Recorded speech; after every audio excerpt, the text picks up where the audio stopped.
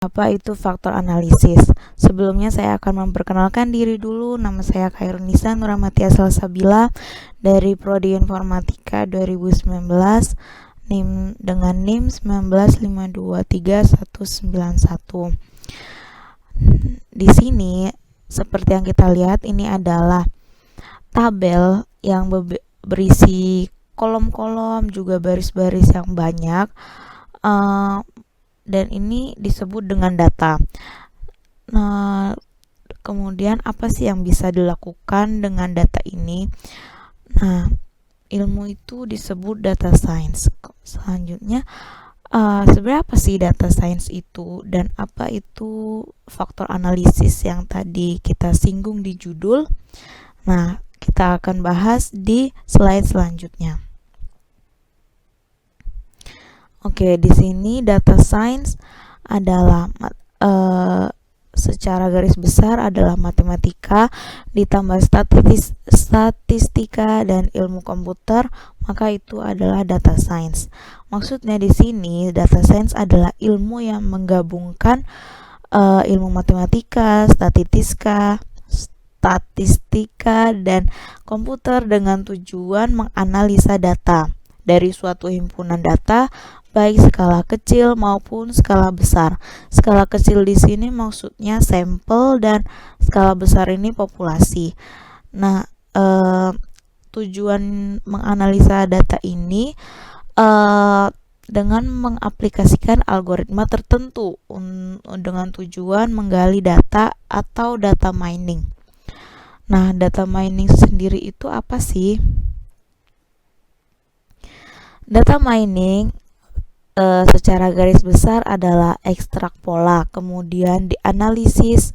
Setelah dianalisa, maka terbentuklah prediksi-prediksi yang mendekati kepada hasil data tersebut.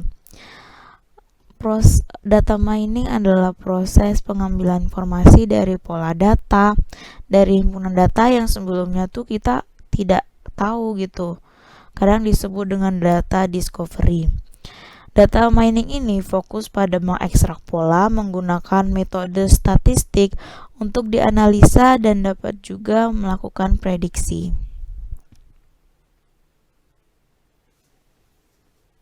Selanjutnya adalah machine learning. Secara garis besar adalah ekstrak pola, analisa, dan prediksi. Machine learning ini adalah bidang yang merupakan bagian dari artificial intelligence atau AI yang digunakan agar sistem komputer secara otomatis dapat belajar dengan sendirinya tanpa diberitahu instruksi atau cara-cara, dan dapat meningkatkan prediksi yang akurat.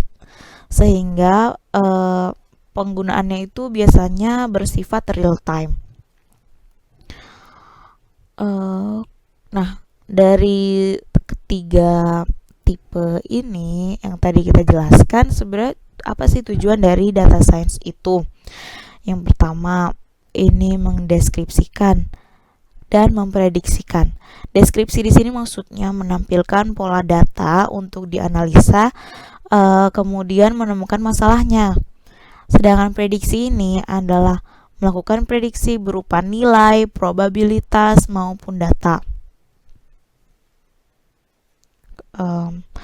Kemudian apa aja sih tipe-tipe dari data science yang harus kita ketahui?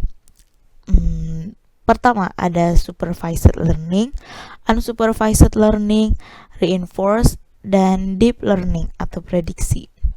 Di sini kita akan bahas dari supervised learning dulu.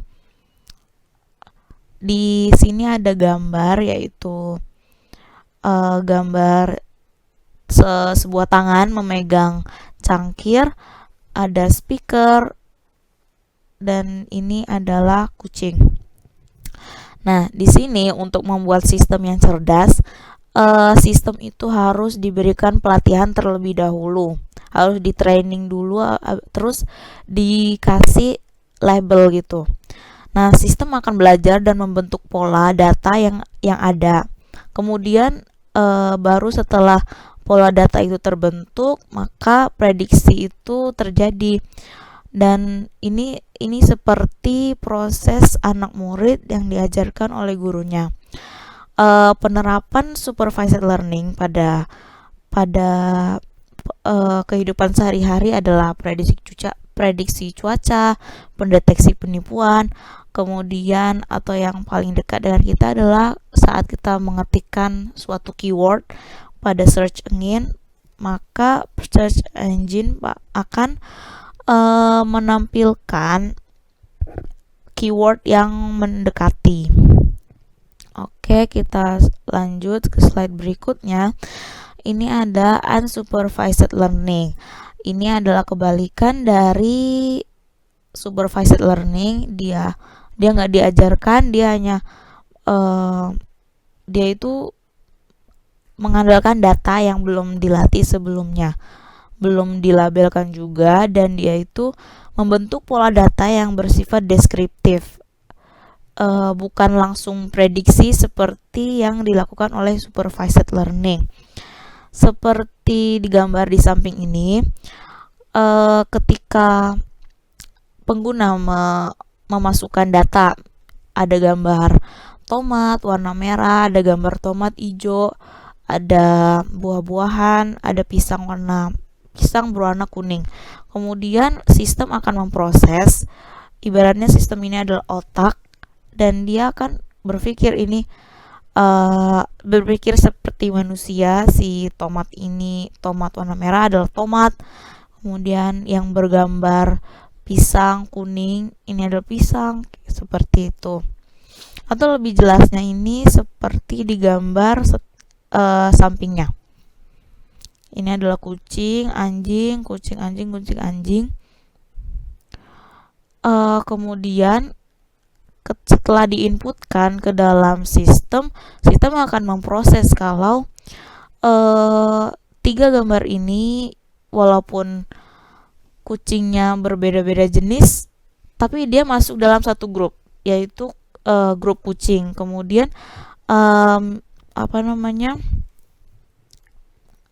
ini adalah gambar anjing yang berbeda jenis, seperti anjing Chihuahua atau bulldozer gitu.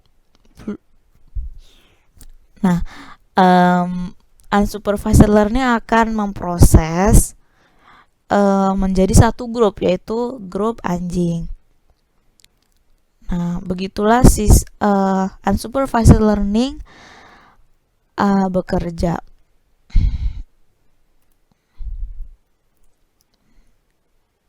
Nah, kemudian apa aja sih algoritma machine learning itu?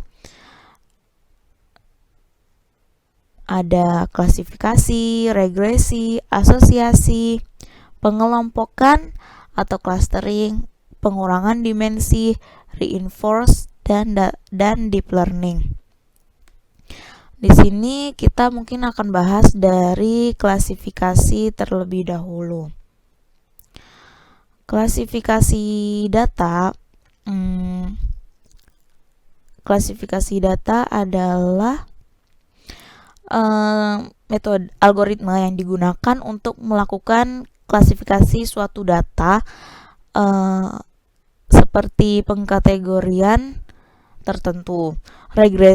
Kemudian regresi ini untuk melakukan proyeksi nilai berdasarkan pola data yang sudah ada. Selanjutnya, asosiasi digunakan untuk melihat keterkaitan dan hubungan antar data. Jadi dia akan menyambungkan antar grup data ini ada hubungan apa. Selanjutnya adalah clustering. Clustering ini digunakan untuk melihat pola pengelompokan data berdasarkan ciri-ciri yang mirip. Kayak seperti contohnya tadi yang anjing kucing tadi. Kemudian pengurangan dimensi atau dimensionality reduction. Algoritma ini digunakan untuk mengurangi jumlah dimensi yang kompleks menjadi sederhana. Apa tujuannya? Agar dapat memudahkan dilihat secara visual server, akan digunakan untuk perhitungan yang lebih sederhana. Selanjutnya ada reinforced dan deep learning. Algoritma ini digunakan untuk membuat sistem berpikir dan memiliki kecerdasan seperti manusia. Misalnya kita bisa membedakan gambar, bisa membedakan kalimat dan kata, dan kecerdasan buatan lainnya, misalnya seperti chatbot.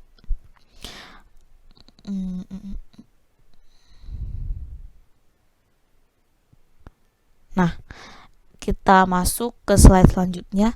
Jadi apa sih faktor analisis itu? Faktor analisis adalah metode untuk memodelkan variabel yang diamati, struktur kovariansinya dalam jumlah yang lebih kecil dari faktor yang tidak dapat diobservasi lagi. Umumnya, faktor analisis ini merupakan metode eksplorasi atau deskripsi yang membutuhkan banyak penilaian subjektif.